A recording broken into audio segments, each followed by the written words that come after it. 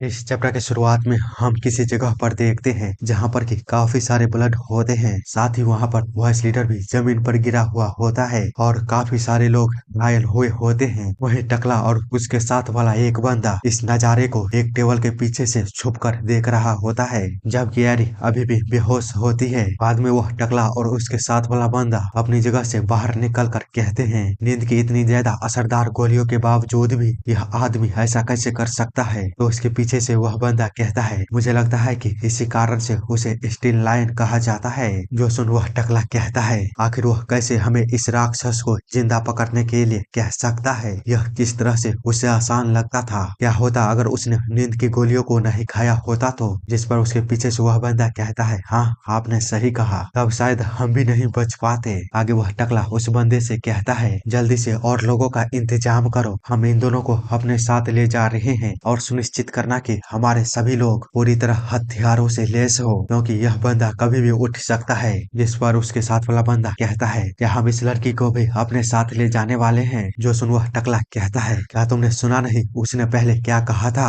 अगर यह लड़की सच में उसकी फियांसी है तो यह हमारे लिए काम का हो सकता है। तो वह बंदा कहता है, हाँ सही कहा आपने। इसी के साथ हम कुछ देर बाद का सीन जंगलों में देखते हैं। जब वह बूढ़ा आदमी मिस्टर हुआंग थकान के कारण अपने पानी को पी ही रहा होता है, तभी उसकी नजर अपने बगल में किसी पर पड़ता है। वो देखता है कुछ लोग उसके बगल से ही जा रहे होते हैं, पर जब वह गौर से देखता है तो वहाँ पर काफी सारे लोग होते हैं। उन्हें देख वो कहता है, अब ये लोग क्या करने जा रहे हैं। इतना बोलते हुए वह बूढ़ा आदमी उन सभी को छुप कर देखने लगता है और ध्यान से देखने पर उसे एरी नजर आता है, जिसको देख वह काफी ही ज्यादा चौंक जाता है और जल्दी से हड़बड़ाहट में तुरंत ही अपने सामान को लेते हुए वहाँ से भागना शुरू कर देता है। पर पतले रास्ते होने के कारण वह जल्दी नहीं कर पा रहा होता है और हड़बड़ाहट में पहाड़ से उतरते हुए एक जगह पर फिसलने के कारण वह सीधे उस ऊंची पहाड़ से गिर जाता है और लोटपोट होते हुए नीचे की ओर जाने लगता है। आगे हम कहीं पर किसी अनजान जगह को देखते हैं, जहाँ पर कि एक बंदा आते हुए रिपोर्ट करता है, इन पर घात लगाकर अटैक करने वाले टीम वापस आ गए हैं। जो सुन उसके आगे वाला बंदा थोड़ी देर सोचने के बाद कहता है, क्या तुम श्योर हो कि वह आदमी वॉइस लीडर है अर्थ एंड विंड क्लैन का। तो वह बंदा कहता है, हाँ सर, वह बिल्कुल सेम है हमारे पास जो तस्वीर थी उससे। साथ ही उसने खुद भी कंफर्म किया है। आगे वह अपने पास से किसी हथियार को उस बंदे को देते हुए कहता है, यह वही वेपन है जिसका वह यूज कर रहा था। उस वेपन को देख वह बंदा एकदम से ही चौंक जाता है और काफी ही ज्यादा क्रीपी स्माइल के साथ कहता है, मुझे नहीं पता था कि वह यहाँ पर खुद ही आएगा। वह काफी ही ज्यादा लापरवाह यंग मैन है। तभी उसके आगे वाला बंदा कहता है, वह अकेला नहीं है, उसके साथ एक और अनजान लड़की है जिसको कि उसने अपना फियांसी बोला है। जो सुन वह लीडर जैसा बंदा कहता है, या फियांसे। आगे उन दोनों के बीच कुछ बातें होती है जो कि हमें नहीं दिखाया जाता है, और अंत में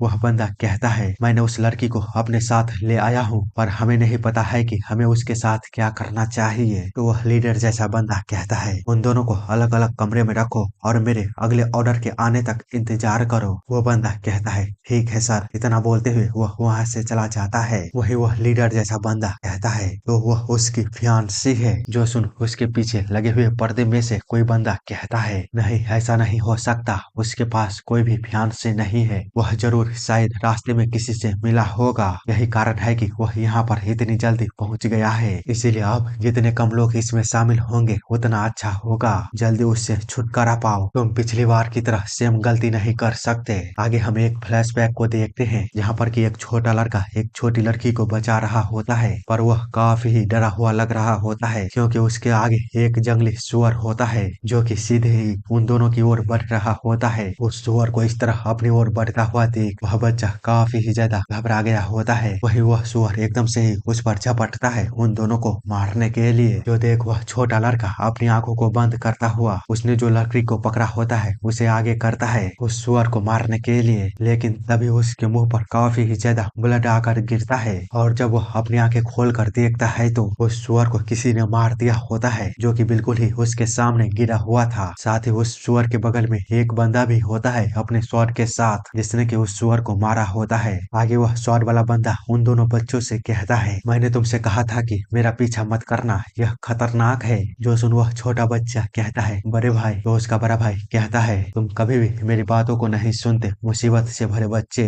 अपने भाई को इस तरह अपने सामने देख वह बच्चा काफी खुश होता है। इसी के साथ हम फ्लैशबैक में काफी आगे देखते हैं जहाँ पर कि उस छोटे बच्चे के मुंह पर दोबारा काफी सारी ब्लड होती है और उसका बड़ा भाई उससे कह रहा होता है, क्या तुम अब खुश हो कि मैं इस तरह समाप्त हो रहा हूँ? मुझे बताओ जिम, क्या तुम खुश हो? हम देखते हैं उसकी दोनों आंखें निकाल ली गई होती है। अपने भाई को इस तरह देख वह बच्चा काफी ज्यादा डर गया होता है। वहीं उसका भाई बस उसे ही देखे जा रहा होता है अपने निकली हुई आंखों के साथ। इसी के साथ फ्लैशबैक खत्म होती है और मैं आप लोगों को बता दूं, वह बच्चा यही वॉइस लीडर होता है। वह जब जागता है तो खुद को चेनों के साथ बंधा पाता है, खुद को छुड़ाने की कोशिश तो करता है पर ऐसा नहीं कर पाता। तो वह परेशान होते हुए कहता है, आखिरकार मैं कहाँ पर हूँ? वहीं सेम टाइम पर हम प्रिजन के बाहर देखते हैं जहाँ पर कि दो बंदे आते हुए कहता है, क्या वह अभी भी सो रही है? मुझे उसके पास ले चलो। तो कोई बंदा कहता है, ठीक है, पर लीडर चाहता क्या है? तो अभी आया हुआ बंदा उसे बताता है कि वह चाहता है कि उसे मार दिया जाए। जिस पर उसके आगे वाला बंदा कहता है, क्या हम विंड एंड अर्थ क्लैन के वॉइस लीडर के फियांसे को मार सकते हैं? जिसके रिप्लाई में वह बंदा कहता है, इस चीज को किसको परवाह है कि हम क्या सोचते हैं? यह एक ऑर्डर है तो चलो करते हैं।